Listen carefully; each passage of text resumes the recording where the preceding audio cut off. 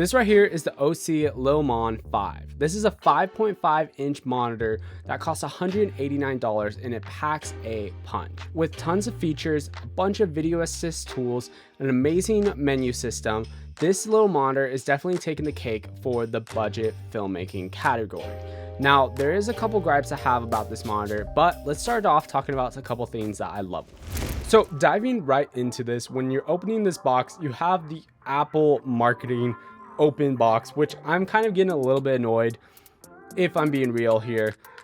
All tech gear for some reason is the slow open for this big reveal of what you're getting, which is kind of getting annoying whenever I'm opening a ton of boxes and it's all super slow, but that's besides the point. So what you're getting inside this box, obviously the OC Lilmon 5-inch monitor, a swivel arm, and then the best menu system I have ever seen.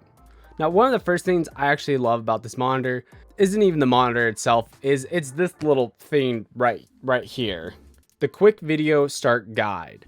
Now, this quick little video start guide is the best menu system that I've ever seen come with any camera gear whatsoever. It has everything you need to know in this layout, all the features, how to work everything in a one-page thing in English and I think in Chinese. Now, with that note, you aren't actually getting an NPF battery. So you do need to buy your own NPF batteries or have your own NPF batteries just in case. Now, I can leave a link in the description for this battery right here. This is a big NPF battery, but it gets me about 4 hours of use at like 80% like brightness level on this monitor, and I highly recommend it. You get 2 of them for 36 bucks.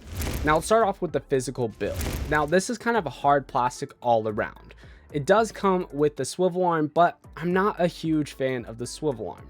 It's kind of slanted, and with this huge NPF battery, I'm not able to turn the monitor all the way down. Now, with that said, this isn't a big gripe or a con against this monitor. That's just something to know. I would highly suggest getting something like this where you can put on the bottom of your monitor and have a freely adjusted swivel monitor. Now, with that said, this is kind of an all plastic monitor, so I think the seam at the bottom of the monitor would eventually give out over time.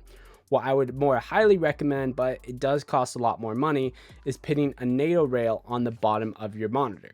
Adding this little NATO rail allows you to kind of put your hand whenever you tilt the monitor on the bottom of this, and it kind of protects this seam hopefully for a longer period of time, because again, this is a plastic, and if you're putting any big batteries, this will eventually dip over time and break the more and more use you get out of this monitor. Now, on the back of the monitor, you do have a DC in if you want to power it, which honestly I really like. A lot of other monitors have some type of DC in on the bottom, which kind of makes it unusable whenever you put any type of mount. On the back still, this is also one of my favorite things. Most monitors have the HDMI in and HDMI out on the sides, but this has it on the back, which makes it kind of nice and out of the way whenever I am filming anything. Now, this does have the NPF battery on the side, which is nice because it kind of evens out the weight of the monitor. Some other monitors have something where you can put in an HDMI transmission on the side and the NPF battery, but then that kind of makes your monitor like off-sided and off weight. I like that how it's right in the middle. Then on the side, we got headphone jack and battery outs, and then on the bottom, an SD card slot to input LUTs directly into this camera monitor. Now, moving on to just a few features that I absolutely love about this monitor. There is absolutely a ton, but starting off with this monitor system is actually kind of the LUTs. Whenever you want to input any LUTs, most things when you input your LUT, it inputs it at 100%, but maybe you like that LUT being at 30%. For example, Dangyou teal and orange on this color grade right here is only at 30%, and that's kind of my taste and preference. You can input your LUT and then put your intensity of that LUT directly on this monitor. Most other monitors in this price range aren't able to do that. Now, on top of that, this monitor has a ton of other features built into it, from things like histogram, waveform, vector scopes, false color, crosshatch, customizing your frame markers, and a ton more. Now, one thing I particularly like about the system is the Swift OS, which is basically the menu system layout. What's nice about this is you can swipe right or left and change your menu systems. And if you click on the bottom right, it pulls up 8 different menu systems that you can access and switch from. One quick downside about this though is they make it kind of difficult to build menu systems and take them down. You can't easily copy and paste your menu system to another area, or you can't click and hold and drag your menu system over.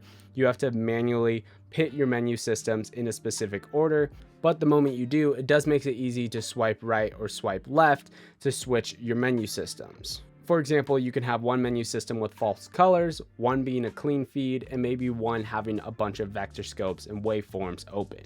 Now, on that note, talking about vector scopes and waveforms, the next features that I love is just the video assist tools that are built into this monitor. Most other competitor brands, whenever you turn on the waveforms or whenever you turn on vector scopes or peaking or even false colors, it's pretty inaccurate of description of what you're doing. And what's also cool about this, if say for example you were sending a log profile to this monitor, you can actually input your LUT and tell your camera to monitor with false colors before the LUT or after the LUT with the monitor. And on top of that, I noticed the peaking is actually really accurate. When I use a lot of other camera monitors, they are just like really impossible to see. Now everything is extremely customizable. You just click in this little up arrow at the bottom right here, clicking whatever you want to click. Maybe it's false colors, your LUT, peaking, waveforms, whatever you want to click or change. It's super customizable in this monitor right here. Now for color accuracy, I did notice that it felt like it was a little bit off, but I just kind of went into the settings of this monitor and I felt like I was able to get it pretty close to similar to what my camera monitor on my camera itself was seeing, and made it match pretty close. So it fairly seemed like it was really color accurate. The brightness on this monitor is pretty bright. It's 1000 nits, so you can easily be outside, being at 100% and being able to see your monitor with no problems. Now on a bright, super sunny day, it might be a little bit too dim, but overall 1000 nits is kind of the standard on where you want for a standard brightness on a monitor. The moment you go under 1000 nits at 700 or 500, it gets really hard to see what you're looking at if you're shooting in the middle of the day. Now with all that said, I do have actually a couple gripes with this monitor itself, and the first one is actually going to be starting off with the touchscreen. It felt like it was good, but it also felt a little bit sluggish at times, where I would have to be pressing things multiple times for it to respond, or there was just moments where if you want to pinch zoom, it was just really slow, and it would take a while to zoom in and then it would take a while to zoom out. So I think a little bit more responsiveness of this would make this monitor a lot better. But with that said, it's still really nice having all the settings that are built in this camera. Another little con and gripe I have with this camera monitor is kind of hidden settings. Now what I mean by this is if you want to go in and customize an individualized setting, you click that up arrow, and going over to the menu system, there sometimes is typically 3, but sometimes you have to swipe to the right to find the 4th menu system to increase the intensity of something. And sometimes there's nothing there. So it's kind of seems like some settings and features are lost, but it's just because it's hidden behind another menu system that you have to swipe to the right to. I wish that they just condensed it to maybe 4 settings per thing and you didn't have to swipe right when you need to customize a specific thing on a video assist tool. Now, my last con and gripe with this is this monitor takes a decent while to turn on and turn off. It takes about 3 to 5 seconds just to turn on and turn off this monitor, which isn't a game killer or whatever. It's not great, it's not terrible, but it's just something that it's when you are run and gun filmmaking, it is a little bit annoying having to wait 3 to 5 seconds for your monitor to turn on if you swapped batteries. So my final thoughts, would I recommend buying this monitor? Yes, but let me say this.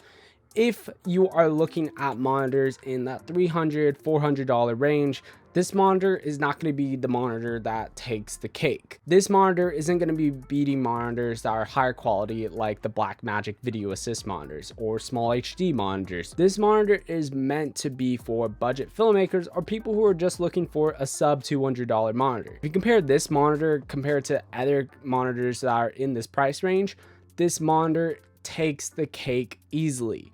With all the professional video features, an amazing menu system layout, and a ton of crazy adjustments over your video assist tools, this is a highly recommended monitor. So a quick thank you for OC sending me out this monitor to test. They didn't pay me whatsoever. They just gave me this monitor to test out. So all my opinions in this entire video that I just said are honestly truthful. Like, I wanted to keep you this honest and real.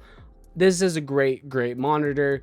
There is a couple gripes. It's a little bit slow at times, but overall, if you're looking in a monitor for this price range, I would highly recommend it, and there will be links in the description below.